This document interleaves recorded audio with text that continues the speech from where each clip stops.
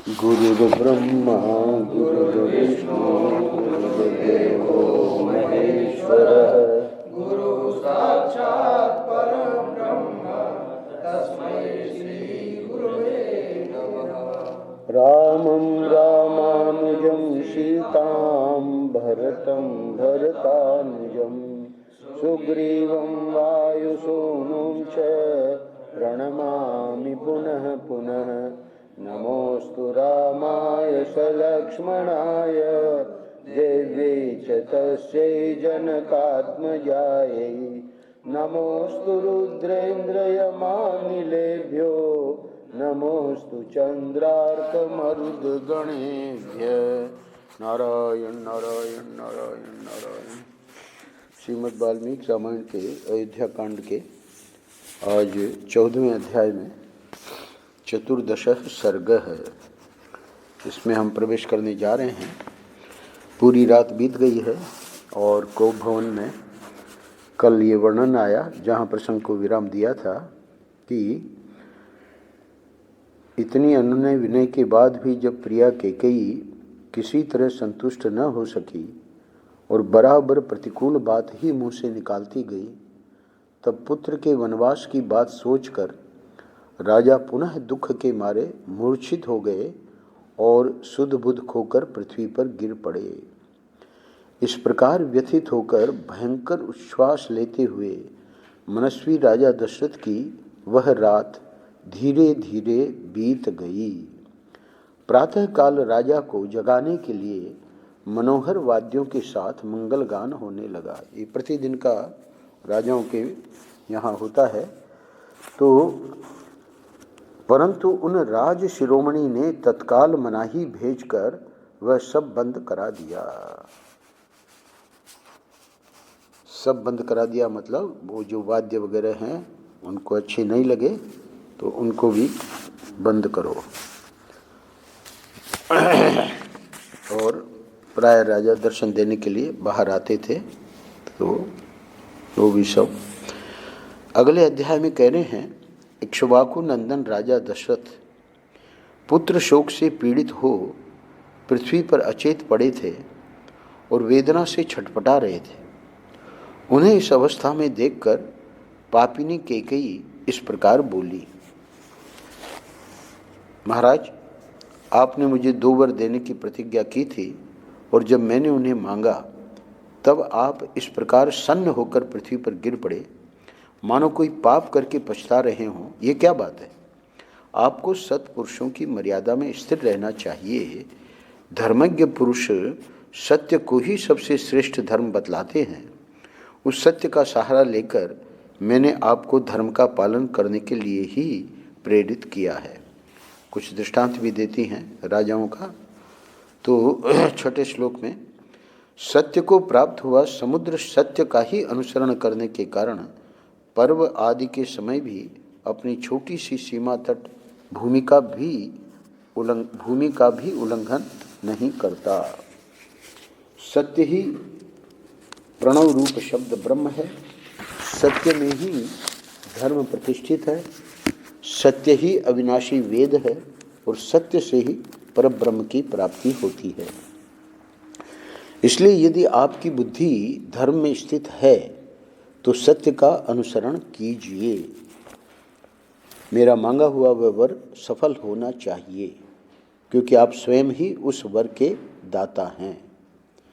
धर्म के ही अभिष्ट फल की सिद्धि के लिए तथा मेरी प्रेरणा से भी आप अपने पुत्र श्री राम को घर से निकाल दीजिए।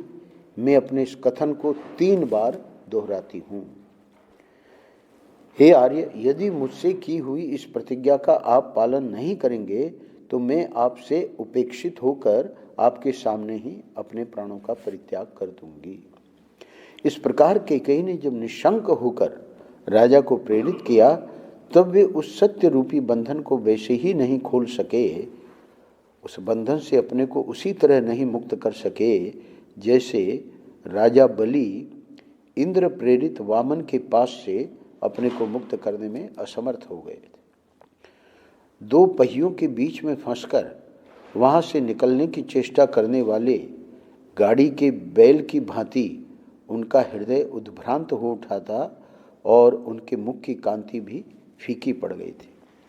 अपने विकल नेत्रों से कुछ भी देखने में असमर्थ से होकर भूपाल दशरथ ने बड़ी कठिनाई से धैर्य धारण करके अपने हृदय को संभाला और कैकेयी से इस प्रकार कहा, हे पापिनी, बता रहे हैं कि जिस समय जो विवाह के समय मंत्र बोला जाता है अग्नि के समीप, तो मैंने अग्नि के समीप सांगुष्ठम ते गृभणामी सौभगत्वाय हस्तम इत्यादि वैदिक मंत्र का पाठ करके तेरे जिस हाथ को पकड़ा था उसे आज छोड़ रहा हूँ। साथ ही तेरे और अपने द्वारा उत्पन्न हुए तेरे पुत्र का भी त्याग करता हूँ। हे देवी, रात बीत गई। सूर्योदय होते ही सब लोग निश्चय ही श्री राम का राज्याभिषेक करने के लिए मुझे शीघ्रता करने को कहेंगे। उस समय जो सामान श्री राम के अभिषेक के लिए जुटाया गया है उसके द्वारा मेरे मरने के बाद श्री राम के हाथ से मुझे जलांजलि दिलवा देना, परंतु अपने पुत्र सहित तू मेरे लिए जलांजलि नहीं देना। हे पापाचारिणी, यदि तू श्री राम के अभिषेक में विघ्न डालेगी तो तुझे मेरे लिए जलांजलि देने का कोई अधिकार न होगा। मैं पहले श्री राम के राज्याभिषेक के समाचार से जो जन समुदाय का हर्षोल्लास से परिपूर्ण उन्नत मुख देख चुका हूँ, वैसा देखने के पश्चात आज पुनः उसी जनता के हर्ष और आनंद से शून्य नीचे लटके हुए मुख को मैं नहीं देख सकूंगा।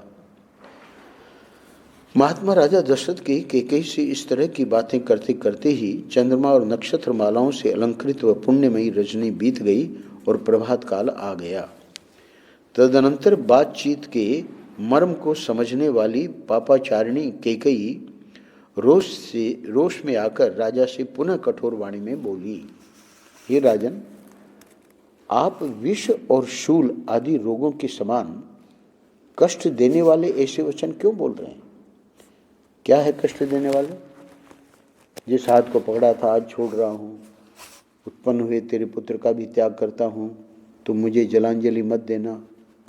तो कह रही है कैकेयी, आप बिना किसी क्लेश के अपने पुत्र श्री राम को यहाँ बुलवाइए, मेरे पुत्र को राज्य पर प्रतिष्ठित कीजिए और श्री राम को वन में भेजकर मुझे निष्कंटक बनाइए, तभी आप कृतकृत्य हो सकेंगे। तीखे कोड़े की मार से पीड़ित हुए उत्तम अश्व की भांति कैकेयी द्वारा बारंबार प्रेरित होने पर व्यथित हुए राजा दशरथ ने इस प्रकार कहा। अब राजा दशरथ कह रहे हैं, मैं धर्म के बंधन में बंधा हुआ हूँ, मेरी चेतना लुप्त होती जा रही है, इसलिए इस समय मैं अपने धर्मपरायण परम प्रिय ज्येष्ठ पुत्र श्री राम को देखना चाहता हूँ। उधर जब रात बीती, प्रभात हुआ, सूर्यदेव का उदय हो गया और पुण्य नक्षत्र के योग में अभिषेक का शुभ मुहूर्त आ पहुंचा। उस समय शिष्यों से घिरे हुए शुभ गुण संपन्न महर्षि वशिष्ठ अभिषेक की आवश्यक सामग्रियों का संग्रह करके शीघ्रतापूर्वक उस श्रेष्ठपुरी में आए। तो अपने स्थान से वहाँ आते हैं और उस पुण्य वेला में अयोध्या की सड़कें झाड़ बुहार कर साफ की गई थी और उन पर जल का छिड़काव हुआ था। सारी पुरी उत्तम पताकाओं से सुशोभित थी। वहाँ के सभी मनुष्य हर्ष और उत्साह से भरे हुए थे। बाजार और दुकानें इस तरह सजी हुई थी कि उनकी समृद्धि देखते ही बनती थी। सब और महान उत्सव हो रहा था। सारी नगरी श्री रामचंद्र जी के अभिषेक के लिए उत्सुक थी। चारों ओर चंदन, अगर और धूप की सुगंध व्याप्त हो रही थी। इंद्र नगरी अमरावती के समान शोभा पाने वाली उस पुरी को पार करके श्रीमान वशिष्ठ जी ने राजा दशरथ के अंतःपुर का दर्शन किया, जहाँ सहस्रों ध्वजाएं फहरा रही थी। नगर और जनपद के लोग वहाँ भरे हुए थे। बहुत से ब्राह्मण उस स्थान की शोभा बढ़ाते थे। छड़ीदार राज सेवक तथा सजे सजाए सुंदर घोड़े वहां अधिक संख्या में उपस्थित थे।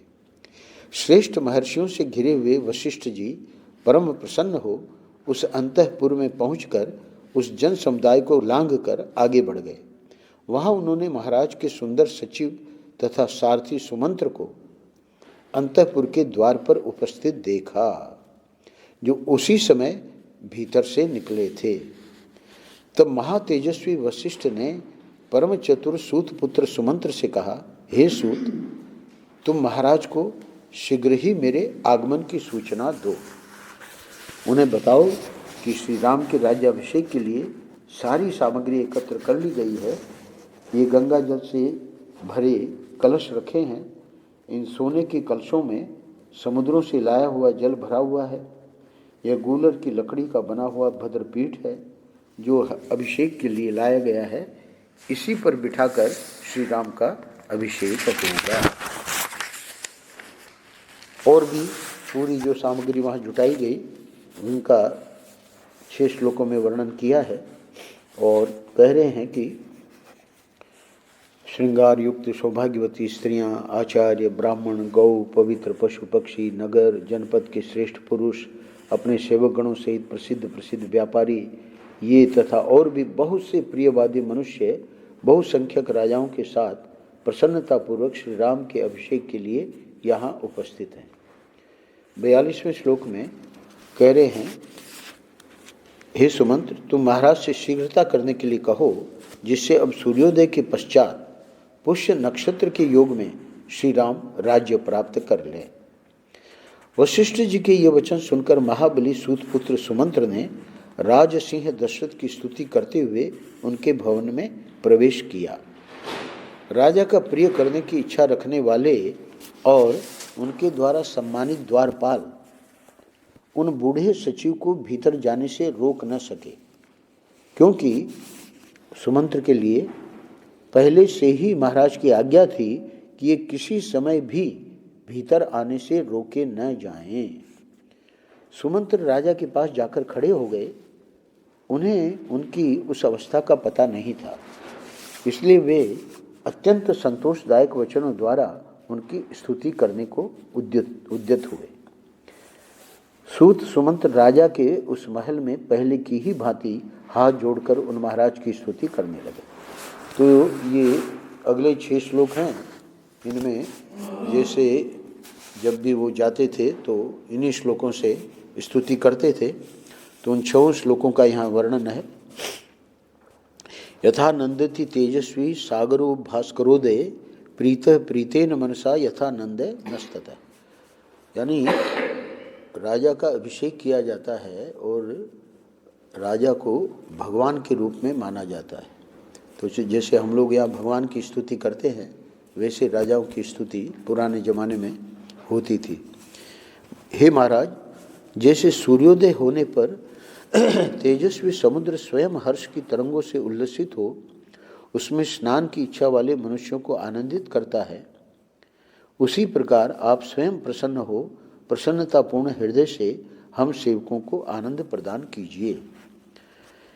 इंद्रमस्याम तो वेलायाम अभितुष्टाव मातली ही सो अजय दानवान सर्वांश तथा त्वाम बोधयाम्यहम। देव सारथी मातली ने सूर्य भगवान के सारथी हैं मातली, उसी बेला में इंद्र के इसी बेला में देवराज इंद्र की स्तुति की थी, जिससे उन्होंने समस्त दानों पर विजय प्राप्त कर ली।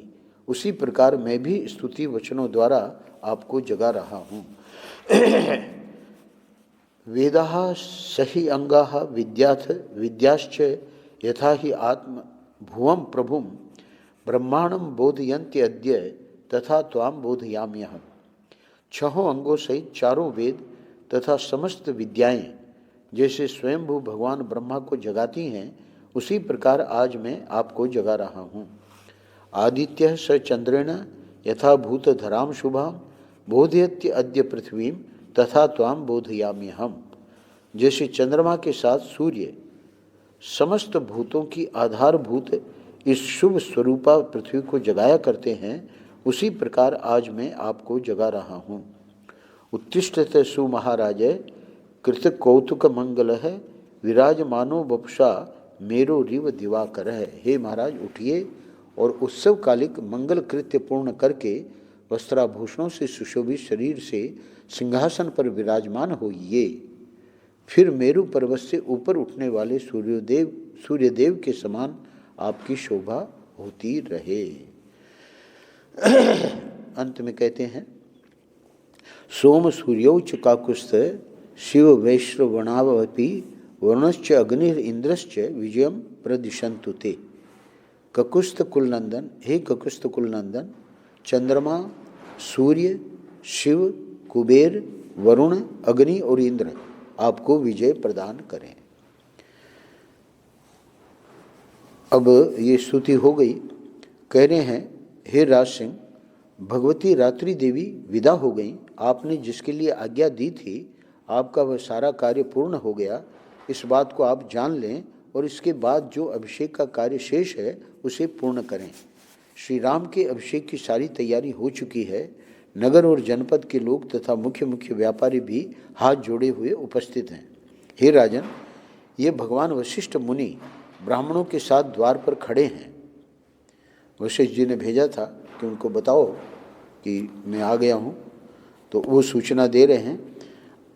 तो कह रहे हैं, ये भगवान वशिष्ठ मुनि ब्राह्मणों के साथ द्वार पर खड़े हैं, अतः श्री राम के अभिषेक का कार्य आरंभ करने के लिए शीघ्र आज्ञा दीजिए।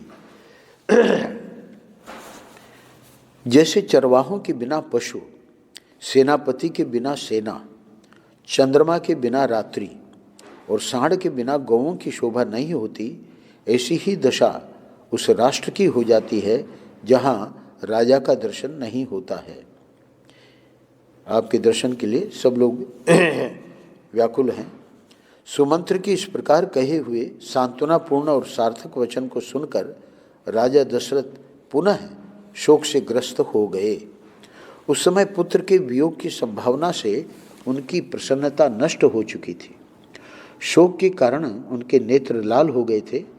उन धर्मात्मा श्रीमान नरेश ने एक बार दृष्टि उठाकर सूत की ओर देखा और इस प्रकार कहा, तुम ऐसी बातें सुनाकर मेरे मर्म स्थानों पर और अधिक आघात क्यों कर रहे हो? अब इसको तो सूत जी को तो पता नहीं है, मतलब सुमंत्र जी को तो पता नहीं है, पर ये जो भी बातें कही तो उनको चोट लग रही है मर्म स्थानों पर। तो कह रहे हैं कि तुम क्यों आघात कर रहे हो? राजा के ये करुण वचन सुनकर और उनकी दीन दशा पर दृष्टिपात करके सुमंत्र हाथ जोड़े हुए उस स्थान से कुछ पीछे हट गए। जब दुख और दीनता के कारण राजा स्वयं कुछ भी न कह सके, तब मंत्रणा का ज्ञान रखने वाली कैकेयी ने सुमंत्र को इस प्रकार उत्तर दिया। उन्होंने तो बस इतना ही कहा कि तुम मेरे मर्म स्थान पर क्यों आघात कर रहे हो? प्रभु सुमंत्र बेचारा, उसको बड़ा आश्चर्य हुआ कि मैंने क्या गलत कह दिया। तो अब कैकेयी कह रही है, क्योंकि ये तो बोल नहीं पाएंगे। तो कैकेयी ने, जो बड़ी होशियार थी, कहती है कि हे सुमंत्र, राजा रात भर श्री राम के राज्याभिषेक जनित हर्ष के कारण उत्कंठित होकर जागते रहे हैं। एकदम सफेद झूठ। अधिक जागरण से थक जाने के कारण इस समय इन्हें नींद आ गई है। अतः हे सूत, तुम्हारा भला हो, तुम तुरंत जाओ और यशस्वी राजकुमार श्री राम को यहाँ बुला लाओ। इस विषय में तुम्हें कोई अन्यथा विचार नहीं करना चाहिए। अर्थात कैकेयी कह रही है, राजा तो नहीं कह रहे हैं, तो ये सब विचार नहीं करना चाहिए। तब सुमंत्र ने कहा कि भामिनी, मैं महाराज की आज्ञा सुने बिना कैसे जा सकता हूँ? मंत्री की बात सुनकर राजा ने उनसे कहा। अब वो भगवान भी, राजा दशरथ भी चाह तो रहे थे कि एक बार भगवान राम आ जाएं। तो अब वो बोले, सुमंत्र, मैं सुंदर श्री राम को देखना चाहता हूँ, तुम शीघ्र उन्हें यहाँ ले आओ। उस समय श्री राम के दर्शन से ही कल्याण मानते हुए राजा मन ही मन आनंद का अनुभव करने लगे उनको लगा कि राम आ जाएंगे तो काम बन जाएगा। इधर सुमंत्र राजा की आज्ञा से तुरंत प्रसन्नतापूर्वक वहां से चल दिए। कैकेयी ने जो तुरंत श्री राम को बुला लाने की आज्ञा दी थी, उसे याद करके वे सोचने लगे, पता नहीं यह उन्हें बुलाने के लिए इतनी जल्दी क्यों मचा रही है। जान पड़ता है श्री रामचंद्र के अभिषेक के लिए ही यह जल्दी कर रही है। अब वो अनुमान लगा रहा है बेचारा, इस कार्य में धर्मराज राजा दशरथ को अधिक आयास करना पड़ता है, शायद इसीलिए ये बाहर नहीं निकलते।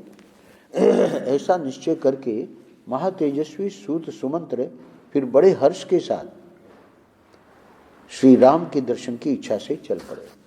अब सुमंत्र के हृदय में यही बात आई कि ये जो जल्दीबाजी हो रही है वो राज्याभिषेक में विलंब न हो, उसी के लिए। तो अब वो हर्ष में है। समुद्र के अंतर्वर्ती जलाशय के समान उस सुंदर अंतपुर से निकलकर सुमंत्र ने द्वार के सामने मनुष्यों की भारी भीड़ एकत्र हुई देखी। राजा के अंतपुर से सहसा निकलकर सुमंत्र ने द्वार पर एकत्र हुए लोगों की ओर दृष्टिपात किया। उन्होंने देखा बहुसंख्यक पुरवासी वहां उपस्थित थे और अनेकानेक महाधनी पुरुष राजद्वार पर आकर खड़े थे।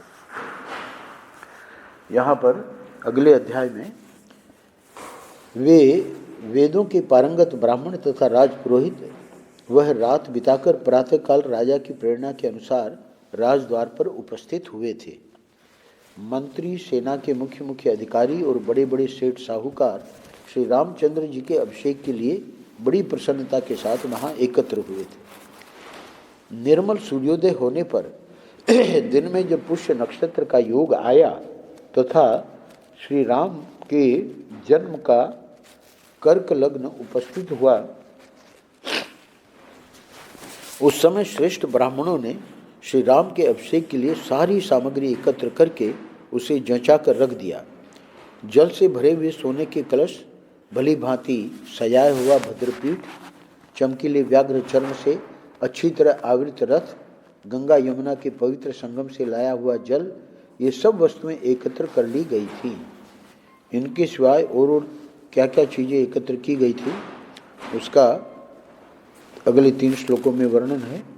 दूध, दही, घी, मधु, लावा, कुश, फूल, 8 सुंदर कन्याएं, मदमत्त गजराज, दूध वाले वृक्षों के पल्लवों से ढके हुए सोने चांदी के जलपूर्ण कलश आदि। तो ये सब शोभा पा रहे थे।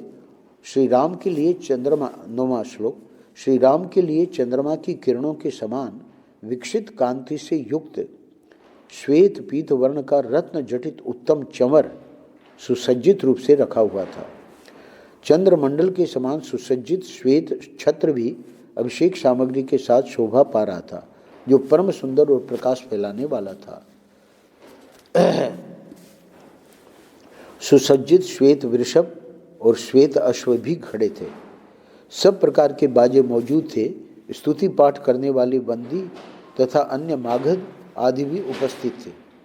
इक्ष्वाकु वंशी राजाओं के राज्य में जैसी अभिषेक सामग्री का संग्रह होना चाहिए, राजकुमार के अभिषेक की वैसी ही सामग्री साथ लेकर वे सब लोग महाराज दशरथ की आज्ञा के अनुसार वहां उनके दर्शन के लिए एकत्र हुए थे। अब 14वां श्लोक जो है इसमें बता रहे हैं, राजा को द्वार पर न देखकर, क्योंकि सुमंत्र जब भेजे गए वशिष्ठ जी द्वारा तो ये लगा कि राजा आ जाएंगे। राजा को द्वार पर न देखकर वे कहने लगे, कौन जो बाहर खड़े थे, कौन महाराज के पास जाकर हमारे आगमन की सूचना देगा। हम महाराज को यहाँ नहीं देखते हैं। सूर्योदय हो गया है और बुद्धिमान श्री राम के योगराज्य अभिषेक की सारी सामग्री जुट गई है। वे सब लोग जब इस प्रकार की बातें कर रहे थे, उसी समय राजा द्वारा सम्मानित सुमंत्र ने वहाँ खड़े हुए उन समस्त भूपतियों से यह बात कही। अभी राम जी के पास तो बाद में जाएंगे, ये लोग जो प्रतीक्षा कर रहे हैं उनको सुमंत्र ने कहा, मैं महाराज की आज्ञा से श्री राम को बुलाने के लिए तुरंत जा रहा हूँ। आप सब लोग महाराज के तथा विशेषतः श्री रामचंद्र जी के पूजनीय हैं, मैं उन्हीं की ओर से आप समस्त चिरंजीवी पुरुषों के कुशल समाचार पूछ रहा हूँ। आप लोग सुख से हैं न?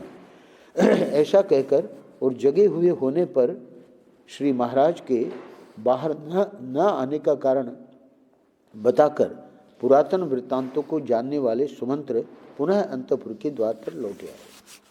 अभी राम जी के पास न जाकर उनको लगा कि एक बार शायद दशरथ जी बाहर आ जाएं, तो वह राजभवन सुमंत्र के लिए सदा खुला रहता था। उन्होंने भीतर प्रवेश किया और प्रवेश करके महाराज के वंश की स्तुति की। अब यहाँ इन्होंने ये निर्णय अपने मन से लिया। क्यों? क्योंकि वो जो मुहूर्त है वो कहीं टल ना जाए और राजा दशरथ का बाहर आना बहुत जरूरी है।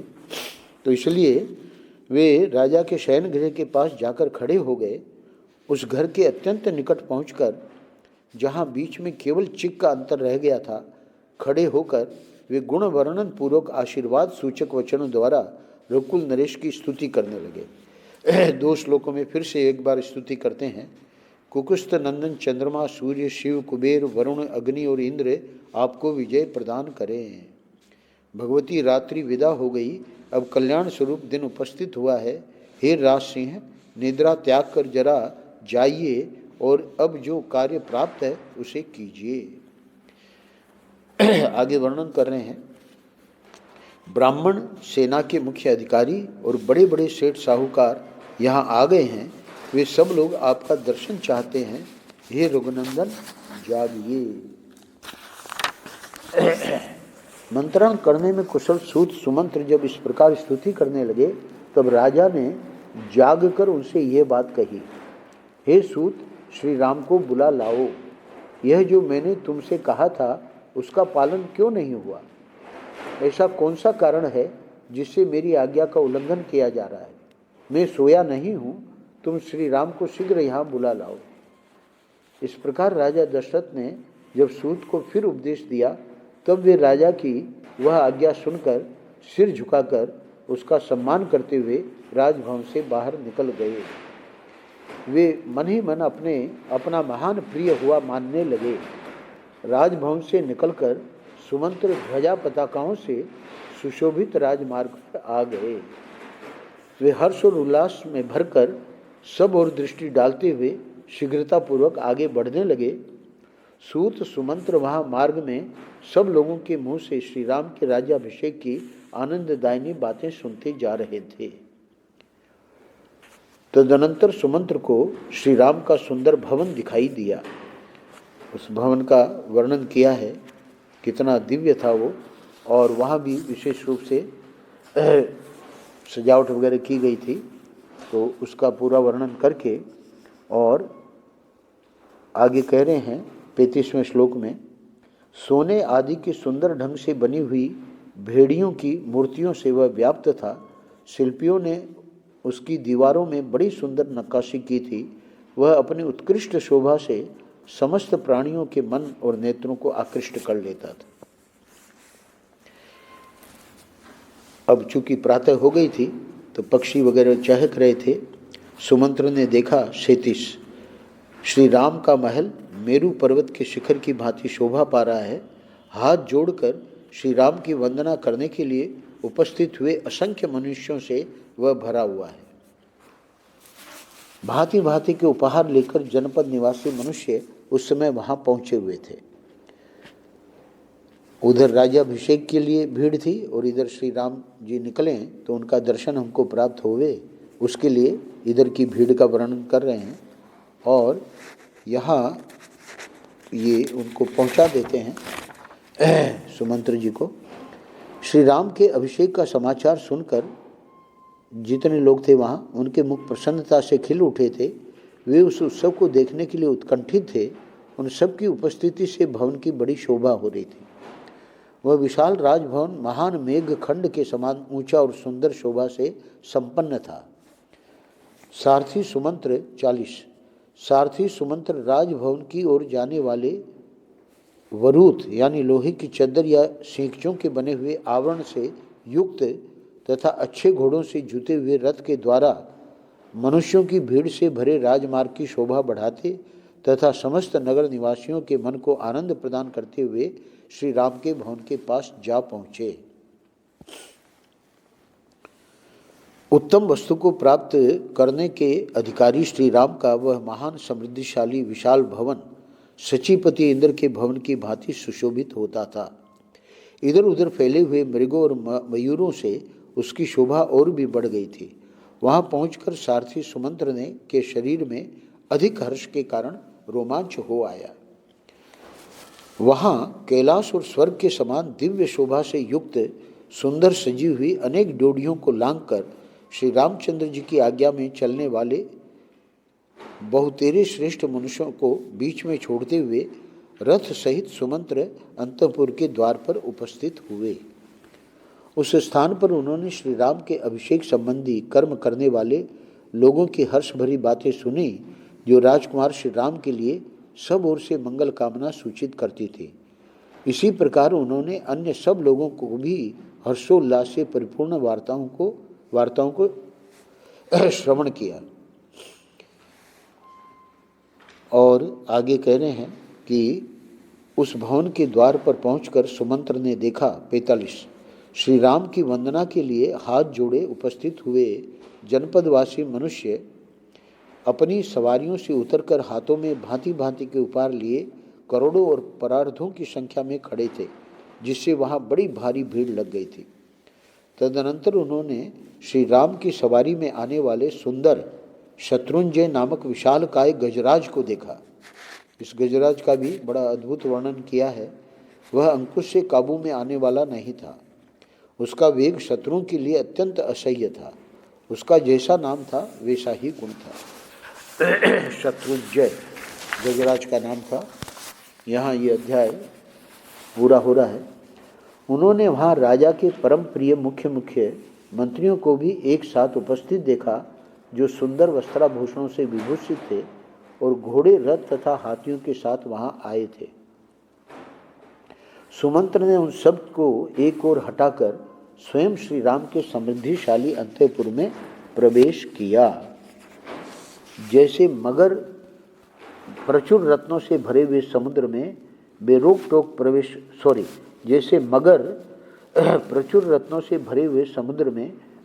टोक प्रवेश करता है, उसी प्रकार सारथी सुमंत्र ने पर्वत शिखर पर आरूढ़ हुए अविचल मेघ के समान शोभायमान महान विमान के सदृश सुंदर गृहों से संयुक्त तथा प्रचुर रत्न भंडार से भरपूर उस महल में बिना किसी रोक टोक के प्रवेश किया। अगले अध्याय में कल हम देखेंगे क्या होता है। नारायण नारायण नारायण नारायण। श्री राम।